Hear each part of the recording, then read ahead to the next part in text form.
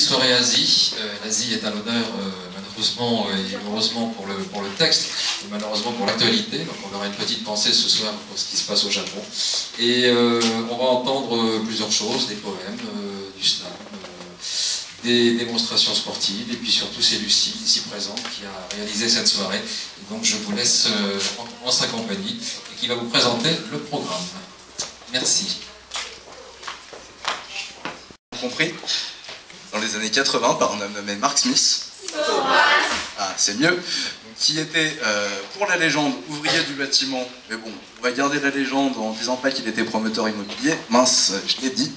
Et donc voilà, donc le slam c'est quoi? C'est juste une scène ouverte où tout le monde peut venir dire ses textes, donc il n'y a pas de style particulier à respecter, il y a juste quelques petites règles, donc que le texte dure moins de 3 minutes, donc bon, comme on est sympa on dit 3 minutes 10, à dire, donc pas exhaustif, c'est-à-dire que s'ils mettent une note, c'est pas pour évaluer la qualité, mais juste ce qu'ils ont ressenti par rapport au poème ou au texte tout simplement qui vient d'être dit, mais ce soir ce sera juste une scène ouverte, donc c'est juste pour la culture. Et donc on va commencer tout de suite avec le premier enfant qui va passer, qui s'appelle Dylan, et qu'on applaudit bien fort s'il vous plaît.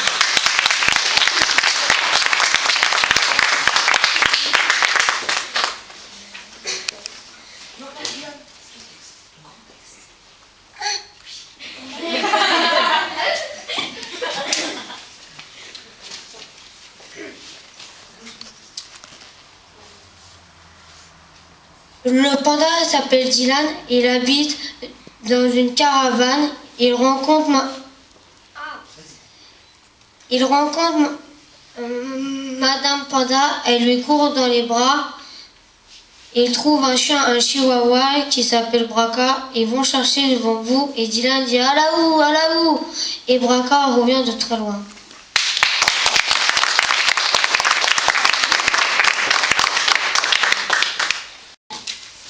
Rentrant chez lui sur son cheval et prendrait deux œufs pour les regarder. Et puis boirait une tasse de thé sur le canapé et ses enfants feront du karaté avec des kimonos rayés.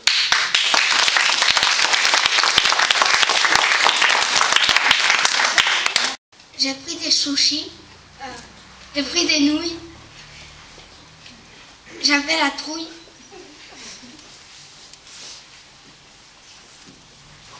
Arigato et sayonara. Je suis allée voir Sarah, lui demander une faveur de me faire un bouquet de fleurs.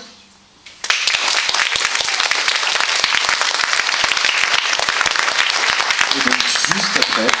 J'irai boire du thé au restaurant avec un éléphant, je goûterai un sushi avec Aurélie. Un japonais me dit Konnichiwa en me montrant du doigt.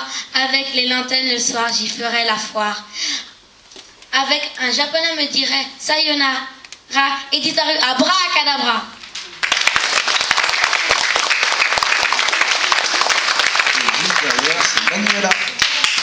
Jardin des fleurs, je ferai un bouquet, je ferai un cœur, je me mêlerai les pieds, je le poserai sur la table basse, je ferai du feu chez moi, préparerai mes affaires pour la classe, je serai fatiguée, j'irai me coucher sous mes draps. Sayonara.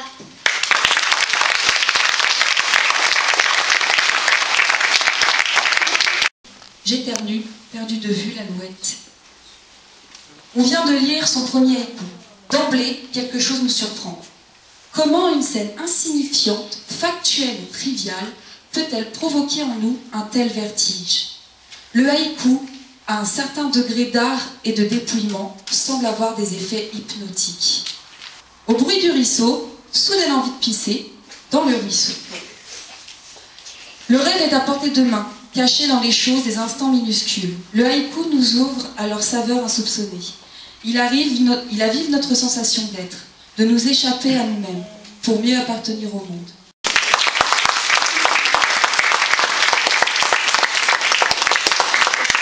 Donc vous pouvez l'emprunter si vous le souhaitez à la médiathèque.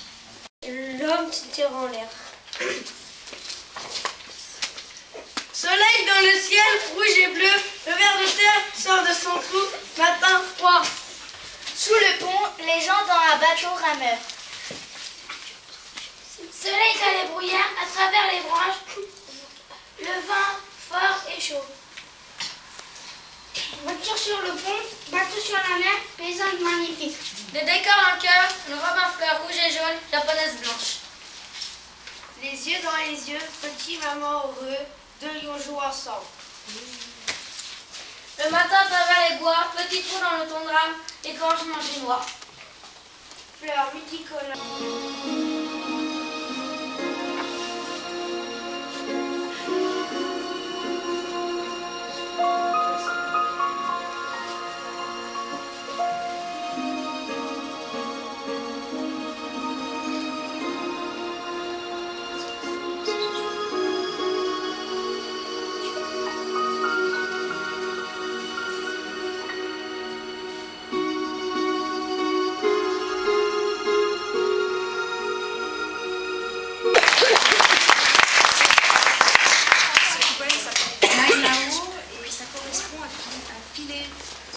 Filer un fil de soie et c'est le fil de l'éternité, le fil de soie de l'éternité. Et si vous voulez, on va vous présenter maintenant les 18 oiseaux. Les 18 oiseaux.